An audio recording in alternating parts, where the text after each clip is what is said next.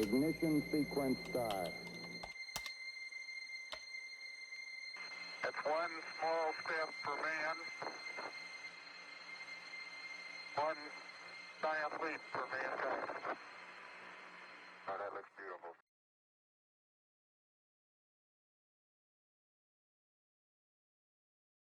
It's not true for everybody, but I think the vast majority of humans are curious. Ho, stop. Voordat we doorgaan wil ik even vertellen wie zijn stem dit was. Dit was astronaut Beelden. Hij is 3 keer naar de ruimte geweest door middel van de Space Shuttle. Voor deze documentaire heb ik een paar vragen mogen stellen. Nu jullie dat weten, kunnen we weer verder. We want to know what's over the next horizon. The majority of humans want to know what's out there. What's beyond the next horizon. We've been doing that in our evolution for, when we first crawled out of the ocean. The Polynesians who had a horizon that was 3 miles away on the ocean and said, I don't know what's out there, but I'm going to sail out there and find out. And that's sailing into the great unknown. There's that it's a need to do it. It's a need to do it. It's a need to do it. Need to do it. De nood om het te doen. Dezelfde nood die ons 100 jaar geleden de wereld heeft laten ontdekken, laat ons nu de ruimte om ons heen ontdekken. En heeft ons 50 jaar geleden voor het eerst naar de maan gebracht. Hoe zijn we zo ver gekomen, vraag je je misschien af. Om daarachter te komen moeten we even een klein geschiedenislesje volgen.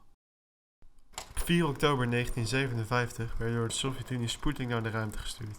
Sputnik was een kleine en simpele satelliet. Desondanks heeft hij enorme historische waarde. Dit komt namelijk doordat het de eerste keer was dat men iets in een elliptische baan om de aarde kreeg.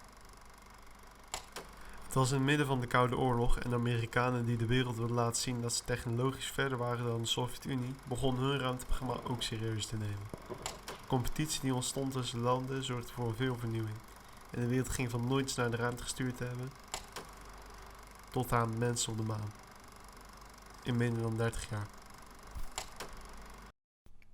In totaal zijn er 24 mensen naar de maan geweest, waarvan er ook 12 daadwerkelijk hun voet op de maan hebben gezet. Eén van die 12 was astronaut Charlie Duke, die met Apollo 16 naar de maan ging en zo de 10e man die zijn voet op de maan zet werd. Ook heb ik met hem mogen praten voor deze documentaire. So when we touched down, we just erupted. I shouted, fantastic, old Orion is finally here. And the big valley and the gray of the moon and the rolling hills and it was just, you felt right at home, but it was so exciting. Okay, the rake sample should be 1 crater diameter away. On the moon, the sun's always shining. And so when the sun's shining, you don't see any stars. The only object we could see other than the sun was the Earth. And every time you came around from the far side of the moon, you had Earthrise. And there it was, this jewel of blue and white and brown, just suspended in that velvety blackness of space. Was very emotional. It was just majestic, just suspended there in the blackness of space.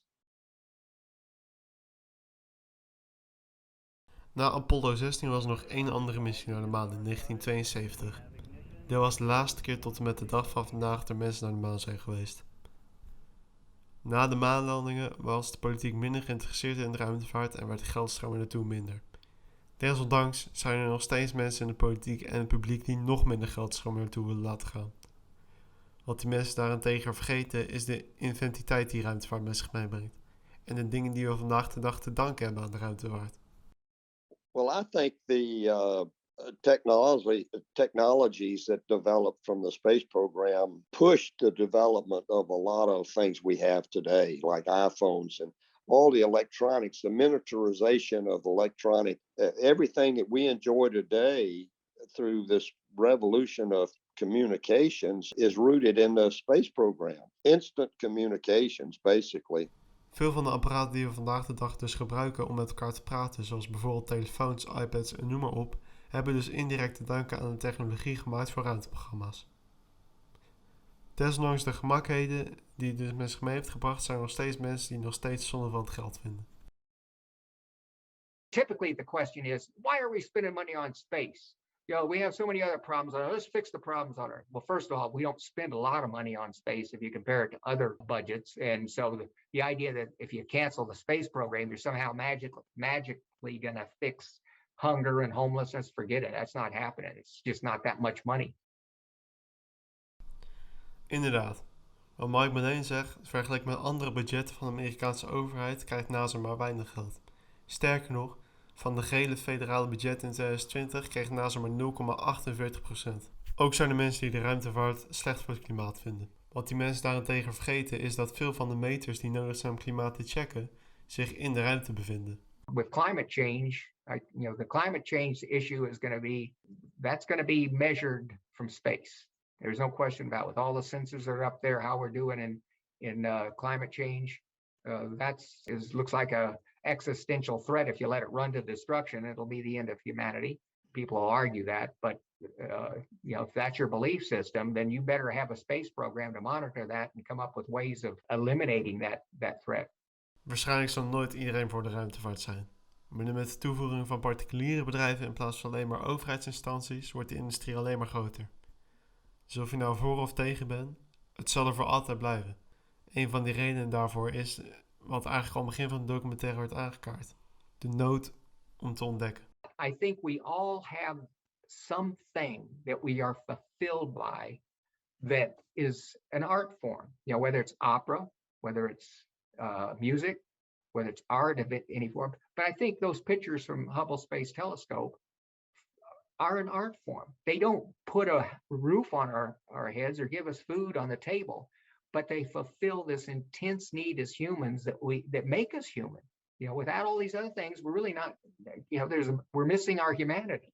God's given us an inquisitiveness to learn about the universe, and some people do it through a microscope. They get intrigued by what they see in the microscope. I get intrigued when I look out at the heavens and see all that's out there and the beauty of the heavens, and that's the excitement of space flight. So some of us look that way. Some of us look under the sea. Some of us looking through the microscope. But it's the human spirit to explore and to discover that's God-given, I believe.